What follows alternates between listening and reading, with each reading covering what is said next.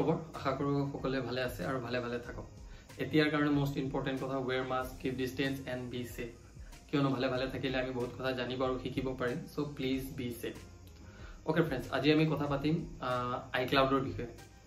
So iCloud কি সেই বিষয়ে যিসকল এপল ইউজাৰ তেওঁলোকে ভালদৰে জানে সো বেসিক্যালি আইক্লাউডৰ লগে प्रॉब्लम হয় কি যে যেতিয়া আপনি এটা নতুন ফোন লয় যেতিয়া আপনি আইক্লাউড কনফিগার কৰে তাতে এপলে আপোনাক অটোমেটিক্যালি 5GB স্পেস দিয়ে ক্লাউড স্পেস দিয়ে যত আপুনি আপোনাৰ ফোনত থকা ডেটাবোৰ ব্যাকআপ ৰাখিব পাৰে আপ টু ডেট কৰি ৰাখিব পাৰে যদি ভৱিষ্যতে কেতিয়াবা কিবা হয় বা আপুনি নতুন ফোন পাৰচেজ কৰে নতুন ডিভাইস পাৰচেজ কৰে তাত আপোনাৰ প্ৰিভিয়াস আইডিটো দিলে গোটেইখিনি ডেটা আপোনাৰ ৰিট্ৰিভ হৈ যায় যিখিনি আপোনাৰ ব্যাকআপ হয় সো এতিয়া কথা হল যেতিয়া আপনি এটা ফোন আজিৰ ডেটত যদি এটা ফোন পাৰচেজ কৰে তাৰ যোনটো মিনিমাম স্টোৰেজ হেতু হৈছে 64GB সো এপল যেতিয়া আপনি ক্লাউড কনফিগাৰ কৰে তেতিয়া আপোনাক এপলে দিয়ে 5GB স্পেস সো কোনোমতে আপোনাৰ পসিবল নহয় 64GB ডেটা বা 20GB 30GB ডেটা আপোনাৰ 5GB ডেটা ব্যাকআপ হ'ব সো ইয়াৰ কাৰণে আপনি কৰিব পাৰে কি যে আপোনাৰ আইক্লাউডত গৈ আপোনাৰ যোনখিনি ইম্পৰ্টেন্ট ডেটা তাক অন কৰি ৰাখিব পাৰে অপচনবোৰ অন কৰি ৰাখিব পাৰে আৰু যিবোৰ আপোনাৰ কাৰণে ইম্পৰ্টেন্ট নহয় নহলে হ'ব সেইবোৰ অফ কৰিব পাৰে এনেকৈ আপনি আইক্লাউড স্পেস মেনেজ কৰিব পাৰে বা আপুনি যদি বেসিক্যালি ফোনবোৰত আপোনাৰ ফটোজ আৰু ভিডিওজৰ কাৰণে স্পেস সদায় কম হয় সো হেতু কন্ডিশনত আপুনি যদি গুগল ফটোজ ইউজ কৰে তাতেও আপুনি আপোনাৰ ফটোবোৰ অটোমেটিক্যালি ব্যাকআপ হয় তাতেও আপুনি আপোনাৰ ফটোজ বা ভিডিওজ ব্যাকআপ ৰাখিব পাৰে তাতে আপোনাৰ কোনো ধৰণৰ ইনভেষ্টমেন্ট নাই জাস্ট আপোনাৰ এটা জিমেইল আইডি লাগিব গুগল আইডি লাগিব সো গুগল আইডি ৰে সাইন ইন কৰি আপোনাৰ গোটেইবোৰ ফটো তাতে আপুনি ফটোজ ভিডিওজ ব্যাকআপ কৰি ৰাখিব পাৰে সো এতিয়া কথা হল বহু সময়ত মানুহে এপল আইক্লাউডৰ স্পেস ইনক্ৰিজ কৰিব বিচাৰে মানে পাৰচেজ কৰিব বিচাৰে বা ৰেন্ট বেসিছত লব বিচাৰে কিন্তু তেওঁলোকৰ লগত যিবোৰ কাৰ্ড থাকে ক্ৰেডিট কাৰ্ড বা ডেবিট কাৰ্ড সেই কাৰ্ডবোৰ তাতে সাপোৰ্ট আইক্লাউডত সাপোৰ্ট নকৰে সো তেওঁলোকে ইচ্ছা কৰাৰ সত্ত্বেও আপোনাৰ মেমৰি ইনক্ৰিজ কৰিব নোৱাৰে সো হেতু কন্ডিশনত খুব ডাঙৰ এটা ইস্যু আছিল আইক্লাউডত কিন্তু বৰ্তমান সেই যোনটো অসুবিধা আছিল হেতু এপলে নোহোৱা কৰি পেলালে iOS 14 সো এতিয়া আপুনি আইক্লাউডত ইউপিআই নেট বেংকিং ইউজ কৰি আপোনাৰ ক্লাউড স্পেস ইনক্ৰিজ কৰিব পাৰিব যত আপোনাৰ 5GB কে যদি বেছি ডেটা আছে তাক আপুনি ব্যাকআপ কৰি ৰাখিব পাৰিব ওকে এতিয়া কথা হল কোনো ধৰণৰ সময় নষ্ট নকৰাকে যিটো আমাৰ কাম হেতু কৰিবলৈ চেষ্টা কৰো বলক চাও সঁচাকে নেট বেংকিং বা ইউপিআই সাপোৰ্ট কৰে নে নকৰে সো হেতু চাবলৈ আমি চেষ্টা কৰিম okay guys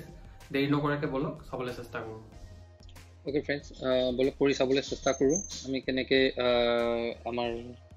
iCloud space manage কৰিব পাৰিম through UPI and through net banking okay বলক সময় নষ্ট নকৰাকে চাও তাৰ কাৰণে আপুনি যাব লাগিব সেটিংছত গৈ একেবাৰে ওপৰত আপোনাৰ নাম দেখাব তাত গৈ আপুনি ক্লিক কৰিব তাৰ পিছত ইয়াতে আপুনি অপচন পাব iCloud সো iCloudত আপুনি ক্লিক কৰিব ক্লিক কৰাৰ লগে লগে ইয়াতে আপোনাৰ 5GB এৰ ভিতৰ 2.5GB 1GB অলৰেডি ইউজ হৈছে সো ইয়াতে আপুনি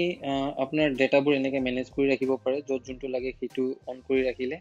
নলগাবোৰ এনেকে যদি অফ কৰি ৰাখে এনেকৈ আপুনি আপোনাৰ iCloud স্পেস মেনেজ কৰিব পাৰে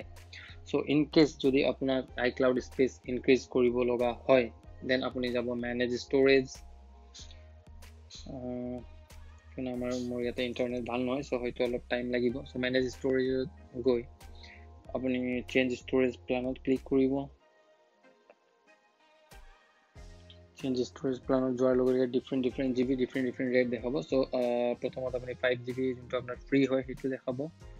দেখাই আছে সো তাৰ পিছত আপুনি 50GB 200GB and 2TB so ইয়াৰ ভিতৰত যোনটো লাগে আপোনাক হেনেকে আপুনি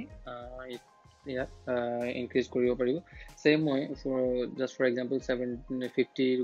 50GB কাৰণে apply কৰো 50GB যোনটো আপোনাৰ 75 rupees per month আপোনাক pay কৰিব লাগিব so let's try 75 rupees কৰিলো মই 50GB কাৰণে so এতিয়া কৰিব লাগিব আপোনাক buy কৰিলো চাও কি অপচন দেখায় buy কৰাৰ পিছত so ইয়াতে আপোনাক notification দিছে 50GB cloud space subscription ইয়াতে মোৰ আইডি টো দেখাইছে ঠিক তেনেকে প্ৰাইস দেখাইছে 75 rupees per month সো এতিয়া মই কৰিম সাবস্ক্ৰাইব কৰাৰ লগে লগে ডান দেখালে বহু সময়ত আপোনাৰ এপল আইডি বিচাৰিব পাৰে so payment information required tap continue to sign in, then provide billing info. Okay, মই continue কৰিলো, continue কৰাৰ পিছত চাওঁ কি দেখায়, most probably billing address দেখাব. Okay, এটা manage payment option আহি গ'ল, য'ত আপুনি add payment method, so আপুনি কেনেকৈ পে কৰিব সেইটো এড কৰিব লাগিব. চ' মই এড পে'মেণ্ট মেথডত এড কৰিলোঁ, ক্লিক কৰিলোঁ, ক্লিক কৰাৰ পিছত ইয়াতে আপোনাৰ credit and debit card option দেখাইছে, ৰুপে কাৰ্ড যোনটো নতুনকৈ এড হৈছে, UPI যোনটো নতুনকৈ এড হৈছে, and net banking. So' maximum মানুহৰ তাতে নেট বেংকিং থাকে. চ' ফাৰ্ষ্ট টাইম আমি থ্ৰু নেট বেংকিং ট্ৰাই কৰি চাওঁ কি অপশ্যন দেখাইছোঁ. মই ক্লিক কৰিলোঁ নেট বেংকিং. অ'কে, ইয়াতে আপোনাক বেংক চিলেক্ট কৰিব কৈছে. অ'কে, চাওঁ কি কি বেংক আছে. অ'কে, ইয়াতে আপোনাৰ ফাৰ্ষ্টত দিয়া আছে Axis Bank, HDFC, ICIC Bank, State Bank of India, Andhra Bank, Bandhan Bank, Bank of Baroda, Bank of Maharashtra. So' এনেকৈ আপোনাৰ বহুত ডাঙৰ লিষ্ট আছে. চ' মষ্ট প্ৰবেবলি 20-25টা মান বেংকৰ নাম ইয়াতে আছে. চ' মেক্সিমাম যোনবোৰ ইউজাৰ হয় আজি সেইবোৰ axis, HDFC, ICICI bank, State Bank of India, bank of Maharashtra, bank of Baroda, এনেকুৱা ধৰণৰ ইউজাৰ বেছি. চ' যিসকল লোকে আপোনাৰ iCloud স্পেচ ইনক্ৰিজ কৰিব বিচাৰে, তেওঁলোকে যদি axis Bank, HDFC, ICICI bank, State Bank of India এনেকুৱা লিষ্টত থকা যিকোনো বেংক ইউজ কৰি আছে, তেওঁলোকে এতিয়া আপোনাৰ iCloud স্পেচ ইনক্ৰিজ কৰিব পাৰিব. যিসকলে প্ৰিভিয়াছলি আপোনাৰ নিজৰ ক্ৰেডিট কাৰ্ড বা ডেবিট কাৰ্ডেৰে থ্ৰু কৰিব পৰা নাছিলে, অসুবিধাৰ সন্মুখীন হৈ আছিলে, তেওঁলোকে এতিয়া থ্ৰু নেট বেংকিং আপোনাৰ iCloud স্পেচ ইনক্ৰিজ কৰিব পাৰিব. অ'কে, মোৰ দৰকাৰ নাই, মই জাষ্ট চাবৰ কাৰণেহে কৰিছিলোঁ. চ' মই এতিয়া কোনো ধৰণৰ নাবাঢ়ি মই ইয়াক বেক কৰোঁ. বেক কৰি আপোনাৰ নেক্সট অপশ্যনটো চাবলৈ চেষ্টা কৰোঁ, UPI. অ'কে, ইয়াতে আপোনাৰ নেট বেংকিং যেতিয়া মই চিলেক্ট কৰিলোঁ, ইয়াতে কিন্তু আপোনাৰ এটা কথা তলত সৰুকৈ লিখা আছে, net banking can only be use to add fund to your Apple ID account. মানে আপুনি যেতিয়া ক্ৰেডিট বা ডেবিট কাৰ্ড এড কৰে, তেতিয়া কি হয়, এভৰি মান্থ ই অটো ৰিনিউৱেল হয়. চ' আপোনাৰ অট'মেটিকেলি সি ৰিনিউ হৈ যায়, তাৰ কাৰণে আপোনাক একো কৰিব নালাগে. কিন্তু যদি আপুনি নেট বেংকিং ইউজ কৰে, তেনেহ'লে আপুনি এটা এমাউণ্ট তাতে আপোনাৰ এপল IDত জমা কৰিহে ৰাখিব পাৰিব. যে আপুনি 75 ৰুপিজৰ কাৰণে 50 GBৰ কাৰণে 75 ৰুপিজ এভৰি মান্থ পে' কৰিব লাগে. চ' আপুনি যদি 100 টকা এড কৰি ৰাখে, তেনেহ'লে এটা মাহত 75 ৰুপিজ কাটিব, ৰিমেইনিং 25 ৰুপিজ আপোনাৰ এমাউণ্টত থাকি যাব. চ' নেক্সট মান্থত যদি আপুনি আকৌ এক্সেছ কৰিব বিচাৰে, তেনেহ'লে আপুনি এগেইন তাতে পইচা এড কৰিব লাগিব, মানে আৰু 50 ৰুপিজ এড কৰিব লাগিব. তেতিয়া আপুনি আকৌ নেক্সট মান্থৰ কাৰণে যিখিনি স্পেচ আপোনাৰ ইউজ হৈছে ক্লাউডৰ, সেইখিনি আপুনি এগেইন ইউজ কৰিব পাৰিব. আৰু যদি আপুনি পে'মেণ্ট নকৰে, তেনেহ'লে 5 GBৰ পিছত যিখিনি আপোনাৰ স্পেচ আছে, সেই স্পেচ ব্লক হৈ যাব. চ' তাত থকা ডেটাবোৰ আপুনি নাপাব.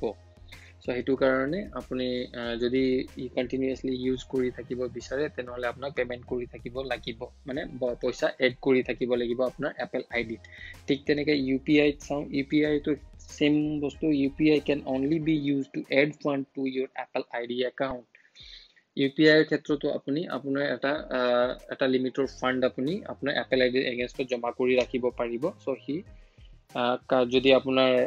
75 টকাকৈ আপোনাৰ এভৰি মান্থ পে' কৰিব লাগে, আপুনি যদি 200 টকা এড কৰি ৰাখিছে, তেনেহ'লে সি নেক্সট মান্থটো অটো ৰিনিউৱেল হৈ যাব. কিন্তু যদি আপুনি এগেইন 100 টকা ৰাখিছে, এটা মাহত 75 ৰুপিজ আপোনাৰ কাট খাই গ'ল, আৰু নেক্সট মান্থৰ কাৰণে ছাফিচিয়েণ্ট বেলেঞ্চ নাই, তেতিয়া সেইখিনি আপোনাৰ যিখিনি ষ্ট'ৰেজ আপুনি ক্লাউডত পাৰ্চেছ কৰিলে বা ৰেণ্ট বেচিছত ল'লে, সেইখিনি ব্লক হৈ যাব. চ' এনেকৈ আপুনি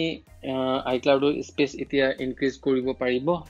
যদি কাৰোবাৰ লগত ক্ৰেডিট কাৰ্ড বা ডেবিট কাৰ্ড নাই, আৰু যদিও আছে, যদি কাৰোবাৰ একচেপ্ট কৰি থকা নাই, তেনেহ'লে এনেকৈ আপোনালোকে এতিয়া থ্ৰু নেট বেংকিং,